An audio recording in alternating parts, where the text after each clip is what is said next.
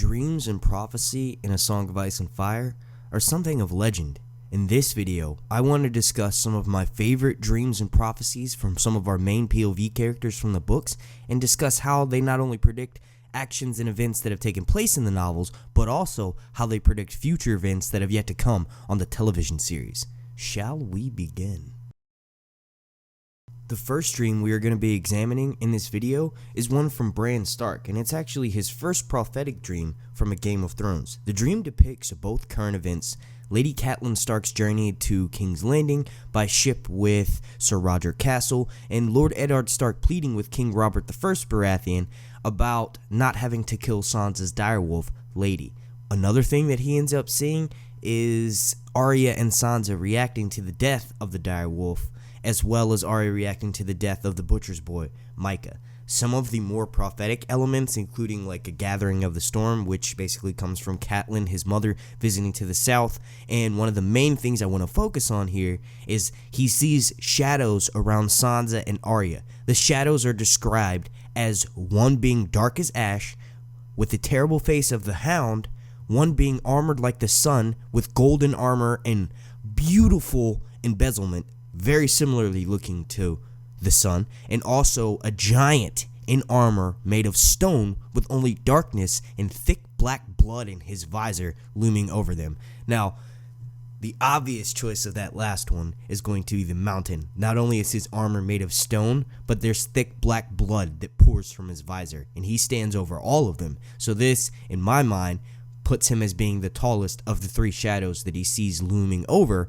Sansa and Arya in the capital. Another thing that, leads to this being the Mountain is the fact that the thick black blood is described of leaking from this person's helm or this person's visor. So that is a clear depiction of what happens between the fight of the Mountain and the Viper, and Oberyn Martell's poison forces, or I guess we could say, makes the Mountain's blood into this thick, viscous substance. Another dream that I want to sort of discuss here is one from Daenerys Targaryen. This was actually her first prophetic dream as well.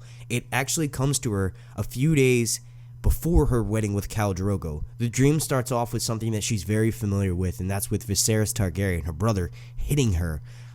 The dream quickly begins to turn into something of prophecy when it's quoted, and this is taken directly from the books here. It says, "Her thighs were slick with blood. She closed her eyes and whimpered. As if in answer, there was a hideous ripping sound and crackling of some great fire. When she looked again, Viserys was gone, and instead, great columns of flame rose all around her, and in the midst of them was the dragon." So this dream literally prophesies the fact that Daenerys is going to be saved by her dragons. She's used to being abused her entire life by her brother Viserys, and there are a few people that, are somewhat sympathetic towards the way that Viserys was treating her, which I don't necessarily agree with, and I think he's a monster, but I do see and agree with some of the aspects that led Viserys to the person that he is, the beggar king. So the fact that this beating takes place right before massive amounts of crackling fire and then a dragon appearing, it literally shows you that these dragons are going to uplift Daenerys and save her from the situations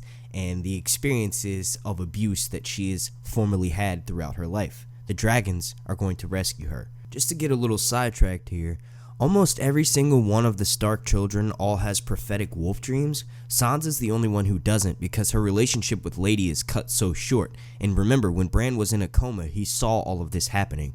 So, with that being said, Jon Snow has had very prophetic dreams, as well as wolf dreams. One of the dreams that I want to focus on in this video is the one that he has during A Game of Thrones when he first arrives at Castle Black. He ends up telling Samwell Tarly that he's frequently had a dream in which he is walking through an empty hall, calling out, but unable to find anyone. He says that most nights he's searching for Eddard Starks in his dreams, though during others he sometimes is looking for Robb, he sometimes looks for Arya, and ultimately his uncle Benjen. However, the castle at Winterfell, it's always empty. The ravens have gone from their rookery, and the stables are all full of bones. He always ends up in front of the door to the crypts of Winterfell. Although Jon knows he has to go down the steps, he does not want to because he's afraid of what waits for him below. In Jon's dreams, Jon screams that he's not a Stark and that the crypts are not his place, but he still has to walk down without something to light his way. As he ascends, it gets darker and darker. Now this could not be any more obvious to those of us who now have seen Jon Snow's journey full out. What this is saying here is that even though Jon Snow is not Lord of Winterfell, he's not an heir to Winterfell, he still has to eventually go through the darkness and take Winterfell and embrace the title of the King of the North. This is my interpretation, my opinions of these dreams. So if you guys disagree with what I'm saying, please let me know down below in the comment section. But one thing I will say that this also parallels is Jon Snow's journey to becoming Azor Ahai. Jon Snow's journey to becoming one of the members who will work together to complete the goal and fulfill the role of Azor Ahai in this prophecy. Now, one thing that I can definitely say is there is not one single person who fits this. There is, but there are so many people that fit the role of Azor Ahai. I believe, and I strongly have promoted on my channel, that Azor Ahai will be done from a group effort. There will be multiple people contributing to the role of Azor Ahai. But one thing that this dream sort of foreshadows is the fact that Jon Snow has to fight the long night without anything to lead his way. During this dream, this is before he ever, well, technically it doesn't ever take place in the TV show, but in this dream, in this moment in the books, and where this would have fit in on a TV show, Jon Snow has not done anywhere near the amount of greatness that he has done. He hasn't died and come back yet. He hasn't tried to bring the wildling south of the wall. He hasn't done any of these things yet. So this is foreshadowing to his journey that he's going to have to go someplace where he doesn't belong and just venture forth without necessarily knowing what the outcome would be. I honestly feel like what would have been an awesome foreshadowing, and it probably would have just been too much, is if we had Daenerys at the bottom of the stairs holding a torch. This would be an amazing amount of foreshadowing, but we obviously didn't get that. So at this point, I'm going to mention a few more dreams, and then we're going to talk about one of the most prophetic dreams of all time. So this next dream that I want to examine in this video is one from Tyrion, and I honestly questioned myself and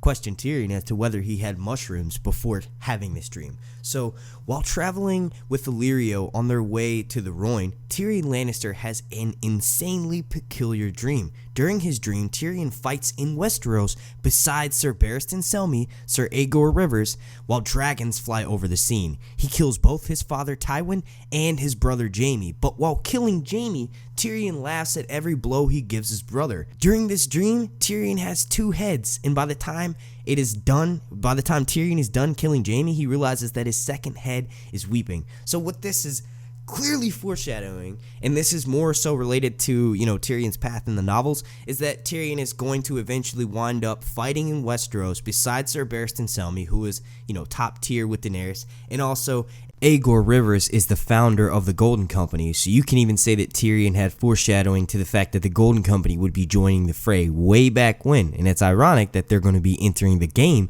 but continuing on. The dragons flying overhead are most likely Daenerys' dragons, and he knows that he's already killed his father Tywin. I think what that could be foreshadowing is maybe killing Cersei, because he honestly hates Tywin as much as he hates Cersei, both books and TV show.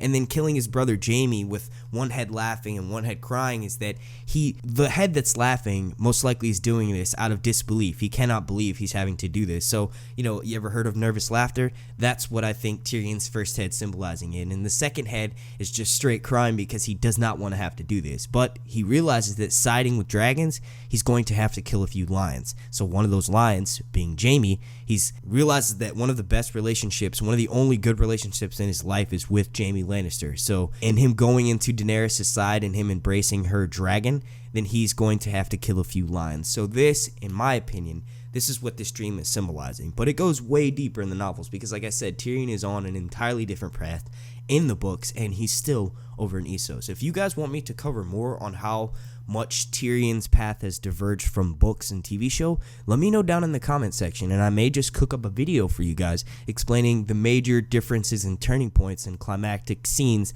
that happen between, comparing and contrasting Tyrion Lannister books and TV show. Now, Tyrion has 36 POV chapters in the novels, so that would be a very extensive book. So like I said, just let me know down below if you guys want me to cover that in a future video. During the realization and the research process of this video, I realized that there are actually two majorly insane prophetic dreams that I want to talk about. One from Jon and one from Daenerys.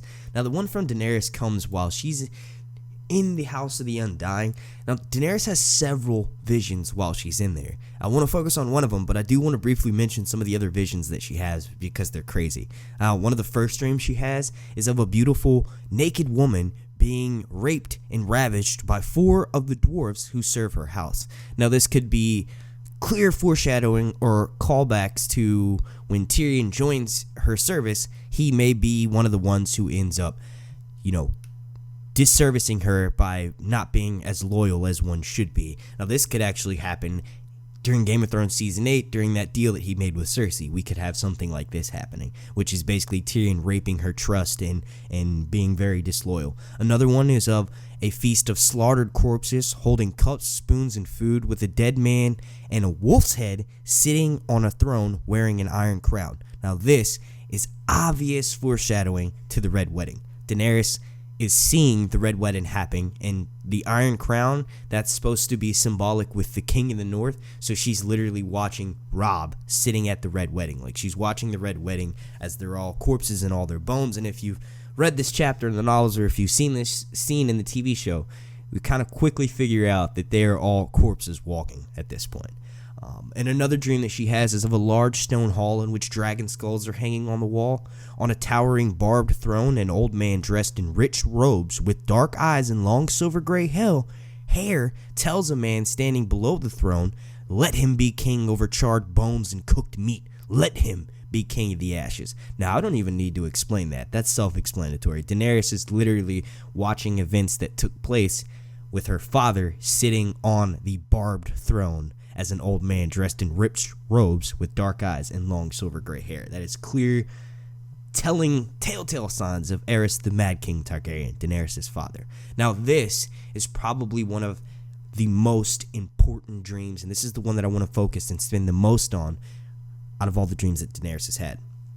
One of the dreams, there is a room where a silver-haired man resembling Viserys Targaryen tells a young woman nursing a child in a bed that their son shall be named Aegon, and tells her that the child is the prince that was promised, and that his is the Song of Ice and Fire.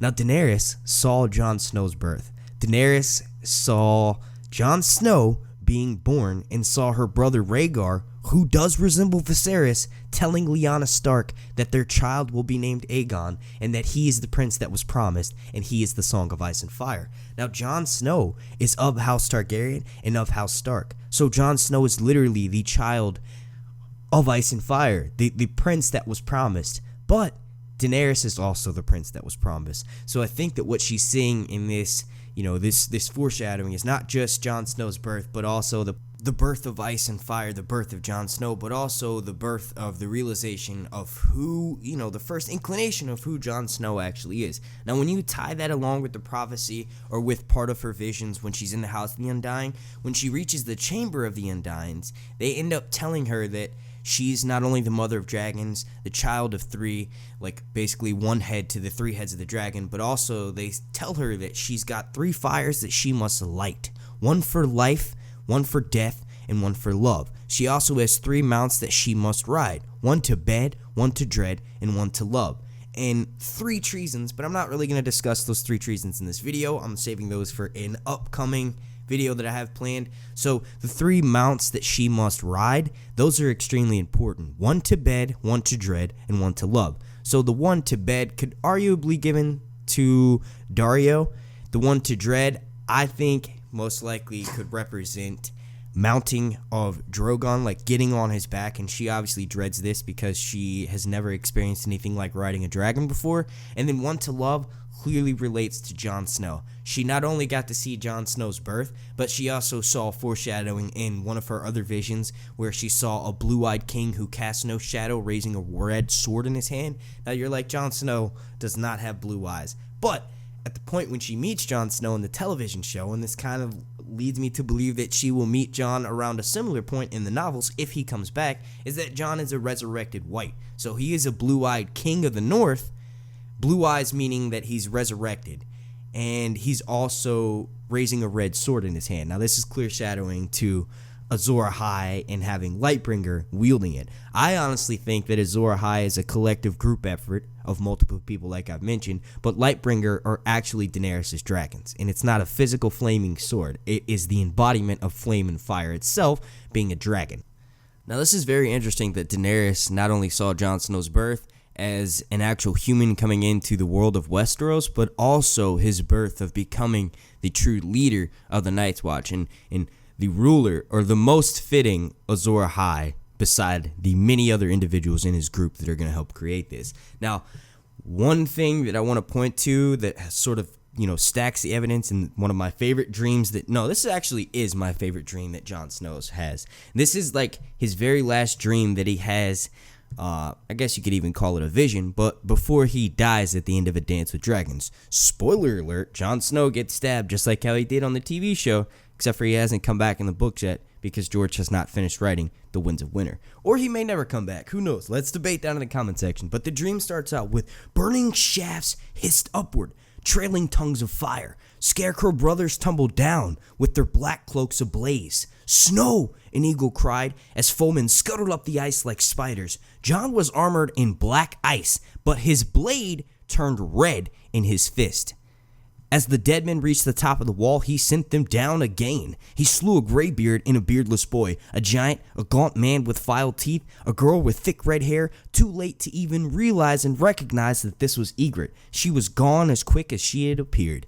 So, during this dream that Jon Snow's having while he's at the wall, this is clear foreshadowing to the final fight that he will have. He will have to kill his friends and enemies alike.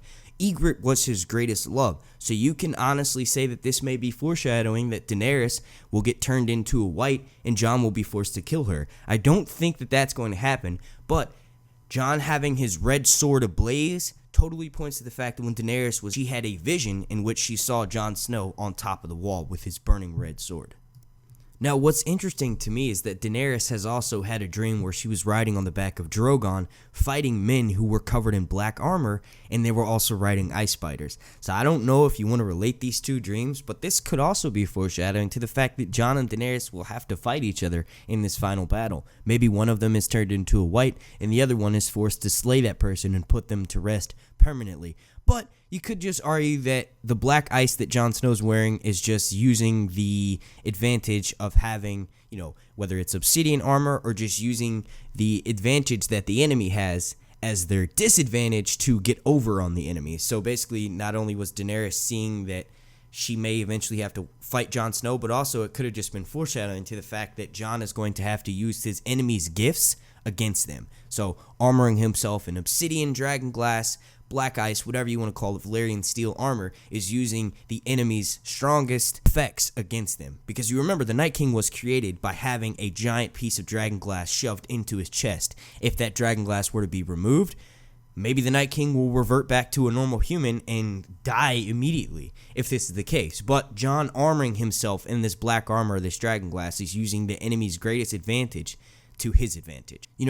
I feel like I need to mention this because when you read this part of A Dance with Dragons during Jon's last POV chapter, he's actually awakened by a gnawed hand in the dream, which he quickly realizes is Lord G.R. Mormont's raven. When he wakes up, the raven calls him Crow multiple times, calls him Snow multiple times, but ultimately calls him Jon Snow. And that's weird because Jon recognizes that the crow had never called him by his full name. So, crows are related to the three-eyed crow. Bloodraven has heavy foreshadowing when he's reaching out to Bran. He appears as a three-eyed crow. So this could tell you that, Bloodraven was sending dreams to Jon Snow or sent that dream to Jon Snow. But one of the major, things that I always look over is that Jon Snow has this dream right after reading a book about Azor Ahai and Lightbringer. So it could just be that this was foreshadowing to what Jon will eventually become, or it could just be because he has an overactive imagination and just had read a book on these things. Now, obviously, it's the former and not the latter of that, but it would be ironic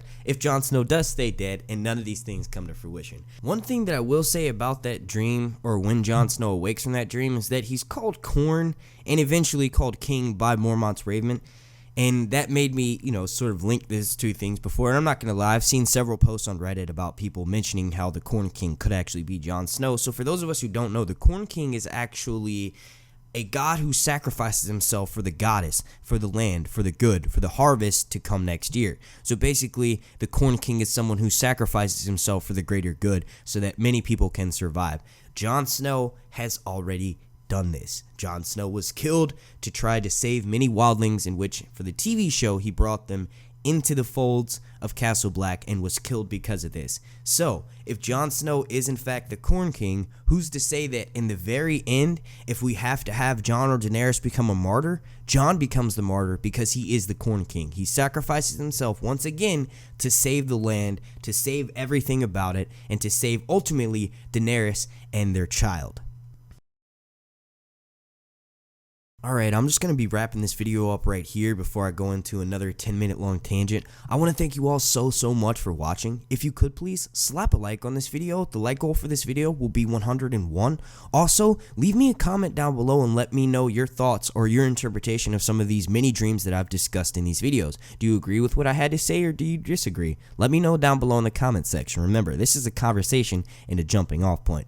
Also, if you want to show your love and support to Sir Hunt's Reviews and maybe become a patron of mine, you can check out the link down below in the description or the link right up here in this video window, and then I'll take you over to my Patreon page where you can show some love and support. Every single bit helps me become a greater content creator here on YouTube, and I want to thank every single member of my Patreon who is a member of Ours is the Hunt. Also, super special shout out to every single person who subscribes to me here on YouTube. So I want to take some time to thank you all for that. My name's Mark, and this has been Sir Hunt's Reviews.